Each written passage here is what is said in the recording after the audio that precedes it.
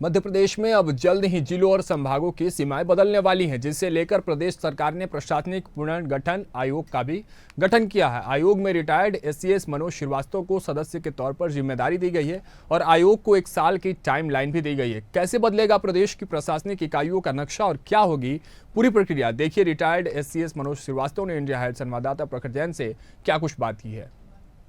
हमारे साथ मनोज श्रीवास्तव जी मौजूद है, रिटायर्ड एसीएस हैं, उनसे बात करेंगे। सर, पुनर्गठन आयोग, प्रशासनिक पुनर्गठन आयोग का जो गठन हुआ है, इससे कितना फर्क मध्य प्रदेश के नक्शे पे पड़ने वाला है? जो फ़र्क पड़ेगा वो सिर्फ जिलों पर ही नहीं पड़ेगा, संभागों पर भी पड़ेगा, अनुविभागों पर भी पड़ेगा और तहसीलों पर भी पड़ेगा। तो इन सब चीज़ों का जो है कहना चाहिए कि एक रैशनलाइजेशन, इनका एक सुसंगतिकरण, इनका एक युक्तिकरण वो जो है ज़रूरी है। और वो आपने लोगों ने भी देखा होगा कि लोग उस तरह की परेशानियां जो है महसूस करते हैं, उनमें उनका जो है बहुत सारी राशि भी व्यय होती है, अपव्यय होती है। यदि हम प्रशासनिक इकाइयों का सुसंगठन कर लें तो शायद जो जनता की जेब पर पड़ने वाले उस भार को भी जो हम कर सकते हैं, और दूसरी तरफ जो है प्रशासनिक निर्णयों में भी जो है तेज़ी आ सकती है, क्योंकि अभी तो वहाँ तक पहुँचने में ही कई जगह पे लोगों को बड़ा समय लग जाता है। किस किस तरीके से इस पूरे पुनर्गठन की प्रक्रिया को किया जा सकता है, क्योंकि अभी हमने देखा कि थानों का परिसीमन भी हुआ था, तो क्या उस प्रक्रिया को भी अपनाया जा सकता है? हम लोग जो कोशिश करेंगे वो ये करेंगे कि इसमें जनमत को जो है अधिकतम हद तक कैसे प्रतिबिंबित किया जा सकता है। अंततः कार्य तो जो है जनाकांक्षाओं को पूर्ण करने के लिए किया जा रहा है, जन सुविधाओं को ध्यान में रखते हुए किया जा रहा है।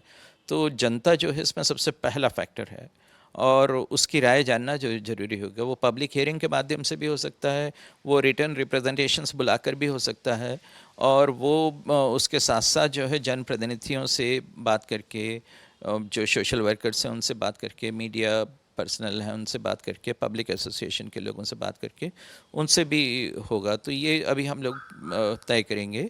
गांव की स्तर तक भी हमें देखना होगा कि कौन से गांव को जो है किस तहसील से जुड़े रहने में सुविधा है, किस तहसील को किस सब डिवीज़न का अंग बने रहने में सुविधा है, ये सब भी देखना है। और इसमें जो है प्रश्न नई इकाइयों के बनाने या उनके विघटन करने का उतना नहीं है, जितना कि इस बात का है कि इस तरह की सुविधा को कैसे हम निश्चित कर सकते हैं। लोग कहते हैं कि यदि नई प्रशासनिक इकाइयाँ बढ़ेंगी तो नए स्थापना व्यय भी जो है बढ़ जाएगा या प्रशासनिक व्यय भी बढ़ जाएगा, लेकिन ये हमेशा ज़रूरी नहीं है। ये हो सकता है कि इससे कुछ ऐसी लेटेंट इकोनॉमिक फोर्सेस जो हैं अनलीश हों, जो हमारे प्रदेश की इकोनॉमी को बूस्ट कर दें। सर, कोई टाइमलाइन भी क्या सेट की हुई है, क्योंकि कहा जा रहा है 2027 में भी राजनीतिक परिसीमन होना है, तो क्या इस प्रशासनिक इकाइयों के परिसीमन का उस परिसीमन से कोई लेना देना है, और क्या कोई टाइमलाइन भी इसकी रहेगी? हाँ, जैसे मैं कहूँ कि ये परिसीमन और पुनर्गठन दोनों में फ़र्क है। परिसीमन जो है उसका स्वरूप अपने में राजनीतिक है, वो विधानसभाओं का, लोकसभा के क्षेत्रों का, उनका होता है। लेकिन ये जो प्रशासनिक इकाइयाँ हैं ये हैं संभाग, जिले, अनुभाग और जो है तहसील, उनका। तो ये 2 अलग अलग क्षेत्र हैं। हमारा बहुत राजनीति से बहुत ज़्यादा कोई मतलब नहीं है।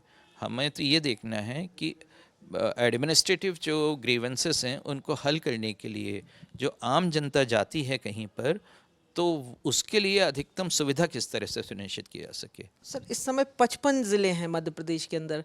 क्या जब आयोग अपनी रिपोर्ट पेश करेगा, आयोग की अनुशंसा पर काम होगा, तो ये 55 की संख्या कम या फिर ज़्यादा कुछ भी हो सकता है क्या?